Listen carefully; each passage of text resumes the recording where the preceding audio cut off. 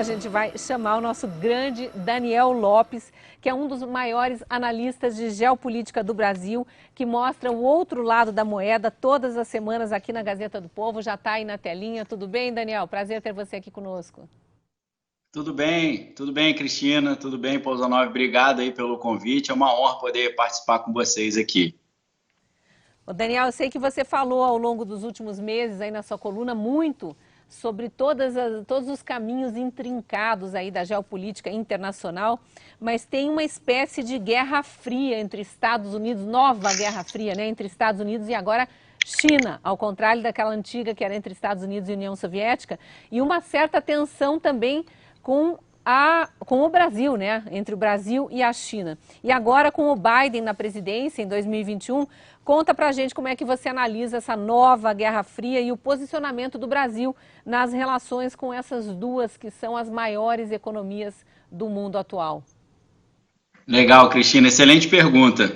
Eu acho que a maior surpresa que nós tivemos esse ano foi o fato de que todo mundo achou que com a saída do Donald Trump, né, que era bem próximo ao governo brasileiro, eles acharam que o governo Biden ia endurecer com relação ao Brasil, né, que colocaria multas ambientais em cima do Brasil, o Brasil sofreria sanções. Só que logo no início do governo, eles já começaram uma aproximação. O governo brasileiro foi convidado para participar de alguns eventos, o chamado Czar do Clima, perdão, não do crime, né? Czar do Clima, que é o John Kerry, né, o responsável pelo clima, elogiou o Brasil.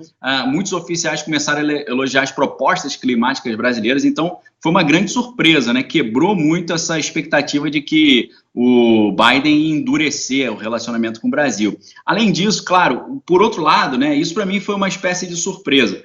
Por outro lado, o recrudescimento dessa espécie de Segunda Guerra Fria, ou Nova Guerra Fria, isso já era esperado, uma vez que, se você olhar a história do Joe Biden, ele sempre foi um senador que foi que os americanos chamam de warmonger, né? Um cara que está sempre ali incentivando a guerra. E também, veja na gestão do Barack Obama, né? Barack Obama que foi laureado com o Prêmio Nobel da Paz, mas foi um cara que foi o primeiro presidente a estar os 8 anos do seu mandato em guerra. Ele ficou 8 anos em guerra e eu acho que isso é um recorde. Parece que nenhum outro presidente seguiu 2 mandatos estando todos os dias do seu mandato com tropas no exterior ali em batalha boots on the ground, né, com botas no chão.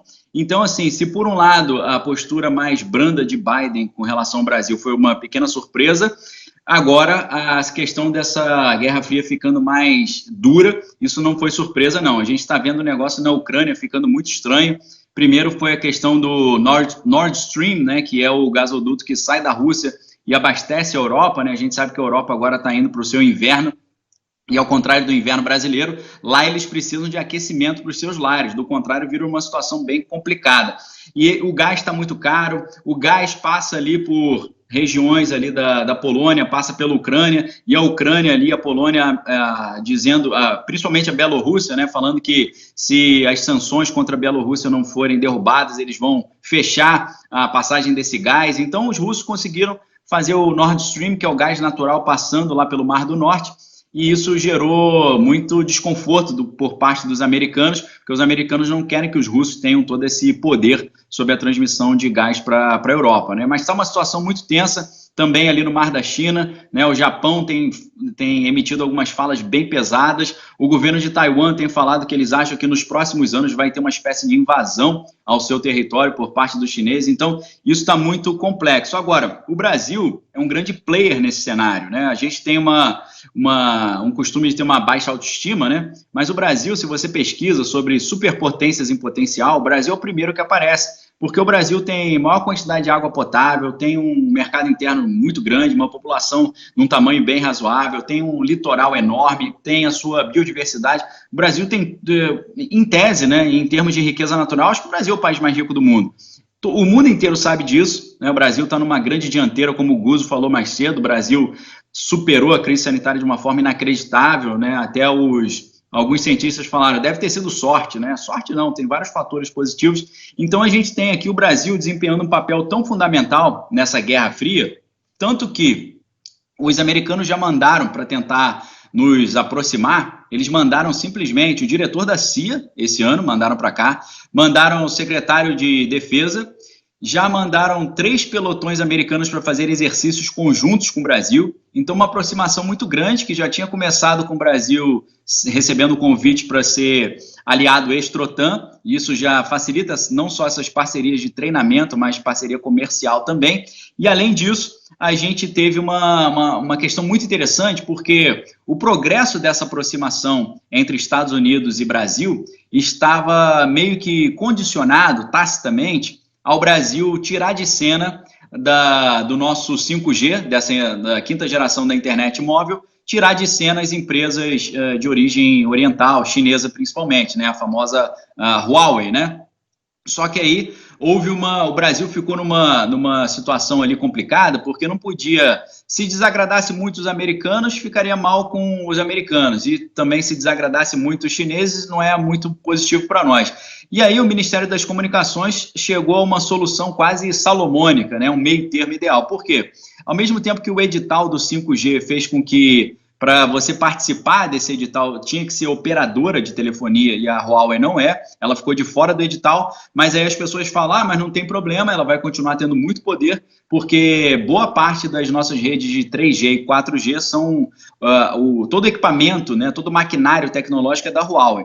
Só que aí o governo arrumou uma solução salomônica que conseguiu agradar os americanos sem desagradar muito os chineses, porque manteve as empresas chinesas controlando o 4G e o 3G, e uma boa parte do 5G, podendo oferecer serviço de tecnologia, porém, o governo criou uma coisa especial, que é o seguinte, uma linha específica só para comunicações sensíveis de segurança nacional. Essa linha específica de 5G, a Huawei não vai poder oferecer serviços tecnológicos, serão oferecidos pela Nokia e por outras empresas. Então, conseguiu, ao mesmo tempo, agradar americanos e não agradar tanto os chineses. Então, vocês vejam como é que o Brasil está no centro dessa questão. A gente sabe que, geopoliticamente também, em termos bélicos, o Brasil é aquilo que alguns coronéis, alguns especialistas chamam de região de retaguarda estratégica, porque se você tem um conflito nuclear hoje no hemisfério norte, a nuvem de radiação, provavelmente pelo movimento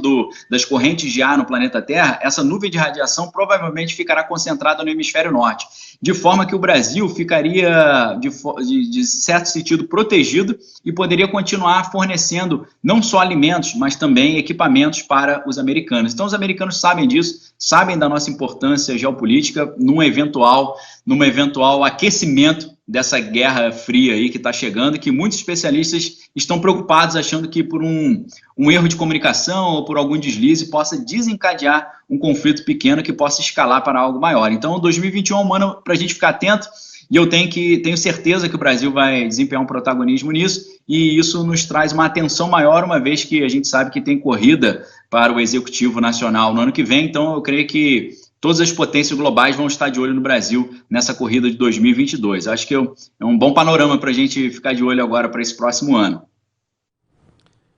Daniel, boa noite. Eu sei que o teu tempo aí é precioso, né? E exíguo também. Mas eu queria fazer uma perguntinha para você. Você acredita que a relação dos candidatos com a China vai exercer alguma influência nas eleições presidenciais aqui em 2022? Eu creio, se a gente for olhar no passado recente aqui, nos últimos anos, a gente vê que, como eu chamo o Dragão do Oriente, ele está se aproximando muito, né? Tentando estabelecer não só parcerias assim de oferecer serviços técnicos, tecnológicos, mas também parcerias com algumas figuras nos estados, né? A gente sabe que, principalmente no ano 2020, os governos estaduais ganharam muito poder, né, com essa prerrogativa de poder escolher como a crise sanitária seria gerida. Então, eu não tenho dúvida nenhuma, Pouzonov, isso aí é questão que quem conhece um pouco da história geopolítica sabe, que um país como o Brasil, com a potência que tem, com o potencial que tem para ser uma superpotência emergente, ou uma superpotência global, eu não tenho dúvida nenhuma que a gente vai ter essas potências de olho, e essas potências tentando empurrar o caminho brasileiro para o lado que é mais interessante para eles. Eu não tenho dúvida nenhuma que isso vai acontecer de uma forma ou de outra. Tem várias maneiras disso se implementar, tem com relação à informação, tem com relação à interpretação, com relação a a maneira como as questões são colocadas, né, o viés da notícia. Eu não tenho dúvida nenhuma que isso pode, sim, ter algum tipo de influência aqui em território nacional. É claro que a gente vai ter os dois lados tendo essa influência, tanto a potência americana quanto as potências europeias e orientais também, não tenho dúvida não. Eles estão doidos para conseguir levar o Brasil para o lado que fique mais interessante para eles, geopoliticamente, economicamente. Eu acho que vai ter influência, sim.